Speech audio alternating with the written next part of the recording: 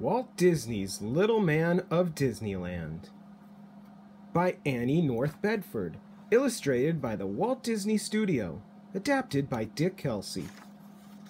Patrick Begorra woke up one bright morning feeling very fine. He fixed himself a bit of breakfast and set out for his morning stroll. When he came to the doorway of his snug small house at the roots of an old orange tree, Patrick stretched his arms and swelled his chest for a breath of fresh morning air. Then he lit his pipe, but the pipe almost fell out of his mouth, and his arms froze straight out in the air. So shocked was he at the sight he saw. There were people in his orange grove, big people, striding round as if they owned the place. Well, Patrick Begorra was not the last of the little people left in all of Movieland for nothing. He had courage, did Patrick Begorra. So he stepped right up to those big people to find out what this was about. At first, they wouldn't even look at him, but Patrick took care of that. He stamped down, hard, right on the foot of one. "Ow!" cried Donald Duck. "I've been stung! Must be bees around here."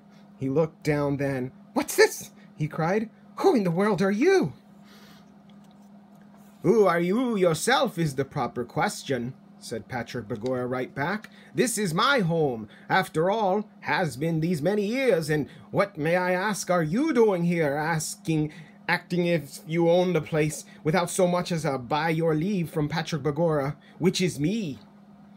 "Who are we?" cried Donald Duck. "Don't you go to the movies? Don't you watch TV? Don't you read books or newspapers? Don't you know Goofy and Pluto? Don't you know Donald Duck?" "No," said Patrick, and he blew a smoke ring right in Donald's face. "My name is Mickey Mouse, sir," said one of the other big people, stooping down to hold out his hand. "So this is your home here, Mr. Begorra?" "That it is," said Patrick Begorra, "and I'd like a little peace and quiet. I'll thank you all to leave at once." "Well," said Mickey, "I'm afraid we can't do that. You see, we're going to start building here soon. Going to move all these old trees." "Move these trees? Start building here?"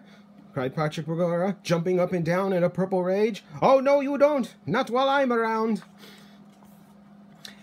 "And what can you do to stop us, little fellow?"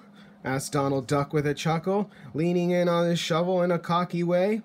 "I'll show you," said Patrick, with a snap of his fingers, and down in a heap went Donald Duck, for his shovel handle had splintered just like that. "What happened?" cried Donald, picking himself up. "Let that be a lesson to you," said Patrick Begorra. "Oh, don't mind him," said Goofy. "Let's start digging up these trees." "And what has it you had planned to build here? Some sort of school, perhaps?" asked Patrick. "No, a wonderful place called Disneyland," said Mickey, "with all sorts of marvelous things for fun. A rocket ship trip to the moon, for one, and a wonderful Wild West stagecoach ride, a magic pirate ship that can really fly, and a trip to the mine of the 7 dwarfs." "Rocket trip? Flying pirate ship? You must be out of your head, my boy," said Patrick Begorra. "There are no such things." "Come along, and we'll see. We'll show you the plans. They're back at the studio," said Mickey Mouse. Before he knew what he was about, Patrick Begorra found himself walking along with Mickey and the rest, but he stopped short when they opened a door into a strange-looking bubble of glass. "Oh, no, you don't!" he cried in alarm. "I'll not go in there. What is it, anyway?" "It's a helicopter, a kind of airplane. Come along for the ride," said Mickey. When he saw all the rest of them piling in, Patrick Begorra went too.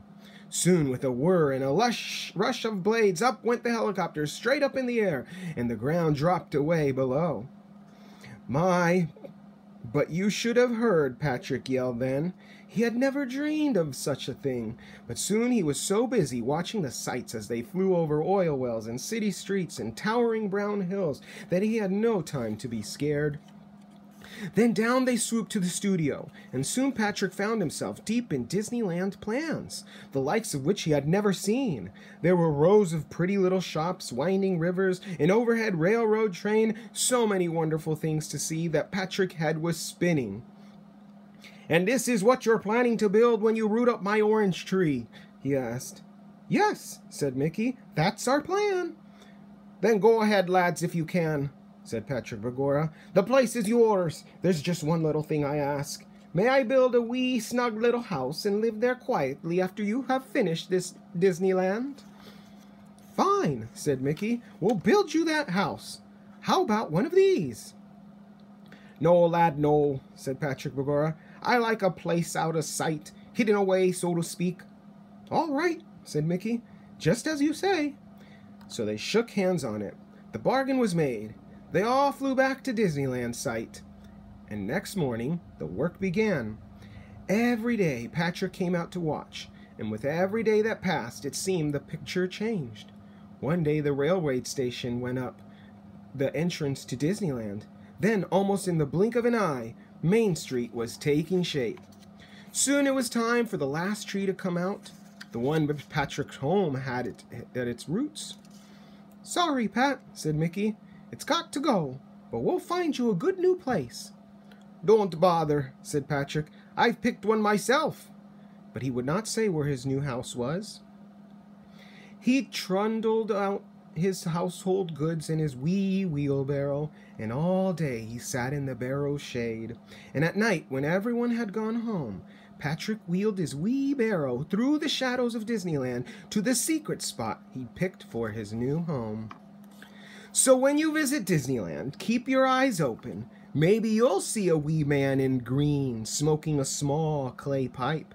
Maybe you'll follow him when he goes home and find out where he lives. If you do, you'll be the only one in the world who's found Patrick Begorra's home. The end.